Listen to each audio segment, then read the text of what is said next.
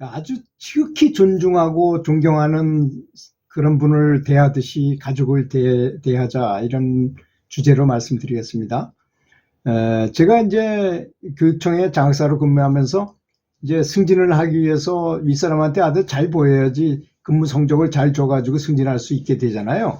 그래서 이제 그때 처음으로 나 자신만 안위만 생각하고 살았지, 다른 사람의 입장에서 저 사람이 무엇을 좋아하는가에 대해서 처음으로 연구해 보게 됐어요. 근데 다른 주변에 있는 사람들 보니까 아주 잘 윗사람한테 잘 해가지고 아주 총애를 많이 받는데, 나는 가면 매일 혼만 나고 별로 좋은 소리를 못 듣는 거예요. 그래서 다른 사람은 어떻게 하는가를 유심히 봤어요. 그리고 그 친구들한테 좀 물어봤어요. 난 이상하게 나는 이렇게 자꾸 이런 일을 당하는데 그 왜 그러냐, 이렇게 물어봤더니, 저는 이제 그 행사가 있으면 하루 전날 가서 쫙 브리핑하고 그냥 바로 행사를 했는데, 그 친구들은 일주일 전에 한번 얘기하고 3일 전에 한번 얘기하고 또 하루 전에 또 한번 얘기해, 3번을 얘기해 가지고 무슨 행사를 하더라고요. 근데 제가 이제 높은 자리에 앉아 보니까 아랫사람이 무언가를 보고하면요, 절대 안 들으려래. 사람은 들어서 기억하는 게 불편한 일이잖아요. 그게 스트레스 받는 일이에요. 뭘가 기억하고 이런 게. 그러니까 아랫사람이, 나보다 만만한 사람이 와서 얘기하면 다 잊어버려요. 뭐라고 그랬는데. 얘기했지만도 잊어버려요. 그래서 3번은 얘기해야만 이런 일이 있었구나, 이렇게 기억하게 된다는 것입니다. 그걸 몰랐던 거예요. 그리고 바로 하루 전에 가서 보고하고 바로 하니까 짜증을 낼 수밖에 없죠. 다른 사람하고 비교가 될 거 아니겠습니까? 근데 뭐 제가 그런 얘기를 뭐 점수 따고 이런 얘기를 하고자 하는 게 아니다. 그렇게 하니까 이제 여러 가지 면에서 이제 다른 사람의 입장을 자꾸 생각하게 되더라고요. 저분이 무슨 음식을 좋아하고 무슨 놀이를 좋아하고 어떤 취미를 가지고 있고 말할 때 어떤 습관을 갖고 있고 어떤 스타일로 업무 처리를 한다, 뭐 이런 걸 알게 되더라고요. 자꾸 그렇게 하다 보니까. 그리고 뭐 내가 나오면 문 쫙 열어드리고 딱 문 닫아드리고 뭐 이런 게 이제 숙달이 된 입장인데, 집에 가서 아버지를 만나가지고 아버지랑 이렇게 대화하다 보니 아버지는 그 사람보다, 내 직접 상사보다 1000배는 더 중요한 사람이잖아요, 나한테는. 근데 내가 아버지한테 너무 못했구나 하는 거를 그때 스스로 깨달았어요. 야, 내가 진짜 승진을 위해서는 저렇게 다른 사람한테 잘했으면서도 내 아버지한테는 정작 이렇게 못했구나 하는 진짜 후회가 밀려오면서 되게 아버지한테 미안한 생각을 처음으로 한번 갖게 됐어요. 그래서 다른 사람 역지사지를 자꾸 해야 된다고 저는 생각합니다. 저 사람의 입장에서 다른 사람의 신발을 신고 걸어가 봐야만 그 사람의 입장을 이해한다는 그런 속담이 있잖아요. 그렇게 해야 되겠다. 그래서 진심으로 가장 존경하는 높은 어른을 대하듯이 가족을 돌보라는 것입니다.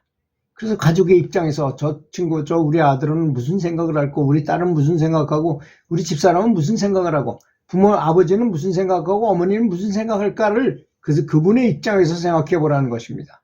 가장 좋은 거는 나를 써놓고 마인드맵으로 이렇게 쫙쫙 연결해 가지고 그 관계를 다 전체를 이렇게 한눈에 볼 수 있게 계속 생각해 보는 게 좋아요.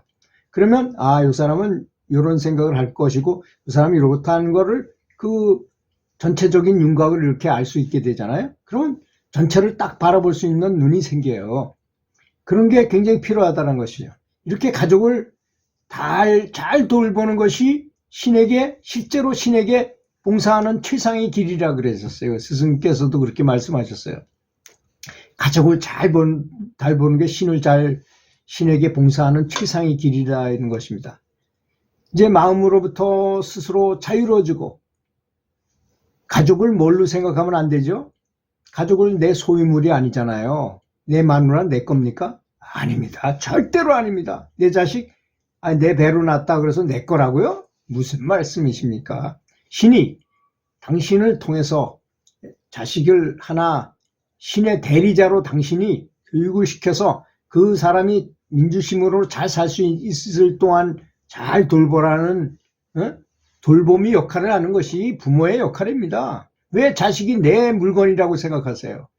내 물건이라고 소유를 했다고 내 거라고 생각하는 순간에 잘해야 된다는 고정관념이 생겨가지고 애를 공부 잘해라, 말 잘해라, 인사 잘해라 계속 괴롭히면서 내 분신인 것처럼 하는데 자기도 못했으면서, 자기도 공부 학교 다닐 때 잘 못했으면서 자식은 공부하라고 그렇게 힘들게 한다는 것입니다. 그들이 자유롭게 살도록 자유를 주라는 것입니다. 그리고 진짜 공부를 잘하게 하려면요, 어릴 때부터 정말 성의를 다해서 애한테 한번 생각해 보세요. 사람이 일어서서 걷기 위해서, 어린애가 걷기 위해서는 1500번을 넘어졌다 일어났다 해야만 걸을 수 있다 그럽니다. 그런데 한번 생각해 보세요. 걷는 거하고 공부를 잘해야 된다, 공부하는 것이 너무나 좋은 것이다 라고 생각하는 거하고는 어떤 게 더 어려울까요? 공부를 잘해야 된다고 느끼게 하는 것이 훨씬 더 어렵다는 것이에요. 사람이 그렇잖아요. 이 공부라는 게 가장 중요하다고 생각하고 정말 중요하다고 중요성을 느끼면 왜 안 하겠어요? 보통 애들은 공부가 중요하다는 건 대충 알지 정말 아주 잠재의식 속까지 푹 들어갈 정도로 알지 못해요. 명상도 그렇습니다. 내가 세상이 허망해가지고 세상에 살아보니까 뭐 병도 걸려보고 사업에 실패도 해보고 뭐 애인과 헤어지기도 해보고 여러 가지 불편한 여러 가지 겪어보니까 세상이 허망한 거야. 그래서 뭔가 진리를 찾고 싶어. 그래서 내가 진심으로 내가 스스로 입문해가지고 스스로 명상을 할 때 그 사람 명상 하지 말라도 잘하는 사람이 되는 거 아니겠습니까? 그렇게 어린애로 하여금 공부를 잘하게 한 세뇌 교육을 시켜야 된다 그러더라고요. 세뇌. 정말 공부를 잘하면 떡이 나오고 밥이 나오고 예쁜 이성도 얻을 수 있고 돈도 많이 벌 수 있고 명예도 큰 명예도 얻을 수 있고 사회적인 큰 성공을 해가지고 행복하게 살 수 있다라고 가르쳐야 된다는 것입니다. 근데 보통은 그냥 무조건 공부해라, 이유도 얘기 안 하고 공부해라 하니까 애들이 좌절하고 이유를 모르고 반항하게 되는 것입니다. 좋은 가족, 화목하고 친근한 가족관계를 가지고 있다면 그것이 자신에게 행복을 느끼게 할 거 아니겠습니까? 진짜 행복, 항상 그렇게 되도록 해야 됩니다. 그렇게 했을 때 가정이 천국과 같을 것입니다. 그렇지 않습니까?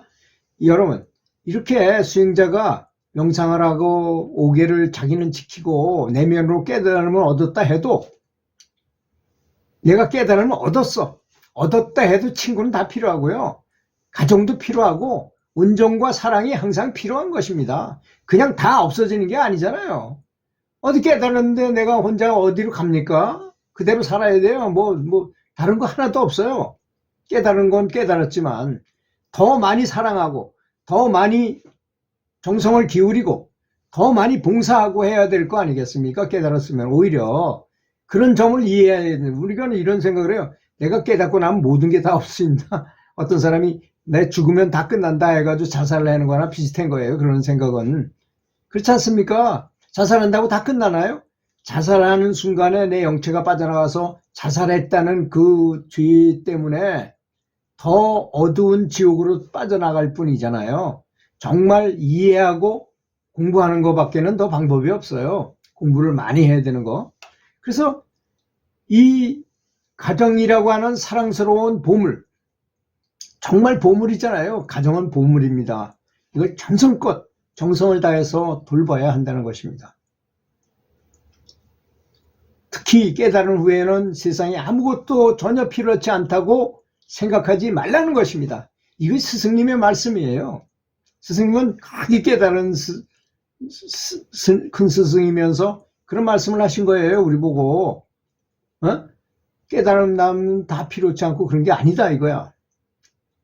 설사 그것이 나는 가족이 별로 필요 없다 하더라도 그 가족들은 내가 필요하잖아요. 그죠? 수행자는 그렇기 때문에 자기 가족들을 잘 돌봐야 합니다. 결혼해가지고도 도를 깨달아가지고 살았던 분들이 많잖아요. 역사적으로 까비르라든지. 까비르 부인하고의 관계가 너무나 좋았어요. 나중에는 부인이 제자가 됐잖아요. 그래가지고 같이 잘 살았어요. 하나도 무시하지 않고 정말 정성을 다해서 잘 같이 살았어요. 그런 경우가 너무나 많죠.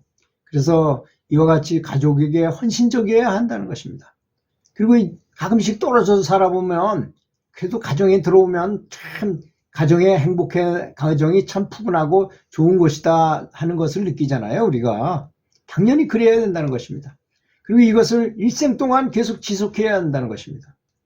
이런 것은 죽을 때까지 일생 동안 지속돼야 한다는 것입니다. 그래서 하루하루가 특별한 이벤트가 되게 정성을 기울여서 항상 그렇게 만들도록 노력하라는 것입니다. 그래서 친지나 가족이 나에게 먼저 잘해주기를 결코 기다리지 말고 내가 먼저 그들에게 잘 대해주는 마음을 갖고 훈련을 하라는 것입니다. 나를 훈련하라는 것입니다. 항상 다른 사람의 입장을 잘 돌보도록 하는 사람은 절대 다른 사람의 약속한 걸 그냥 개무시하고 확 뒤집어 엎거나 그렇게 안 하고, 또 다른 사람의 나의 이익을 위해서 다른 사람한테 뭐 화내고 막 다른 사람을 막 좌지우지하려고 그러지 않습니다. 절대로 그렇게 할 수가 없어요. 그런 마음의 사랑을 가지고 있는 사람은 그렇지 않습니까? 그래서 가족의 모든 사람은 모두 부처입니다. 그렇지 않습니까? 부처님처럼 보라는 얘기예요. 부처님처럼 보면 나중에 또 채식을 안 한다고 강제로 내 아들인데 내 요놈이 채식을 안 해? 그렇지 않다고 스승님 말씀입니다. 이건 내가 얘기하는 게 아니에요. 영생수행을 해야 하는 것도 아니고 채식을 꼭 해야 되는 것도 아닙니다. 그 사람은 그 사람 등급에서 공부해야 될 공부거리가 따로 있다는 것입니다. 수행자가 아닌데 누구나 그렇게 해야 되는 것은 아니고, 그들은 그들이 원하는 것을 하도록 세팅돼 가지고 이미 일생을 그렇게 살도록 온 것이다. 이거야. 너무 강요하거나 너무 괴롭히지 말라. 가족과 행복하게 사는 삶을 살도록 하라는 것입니다. 감사합니다.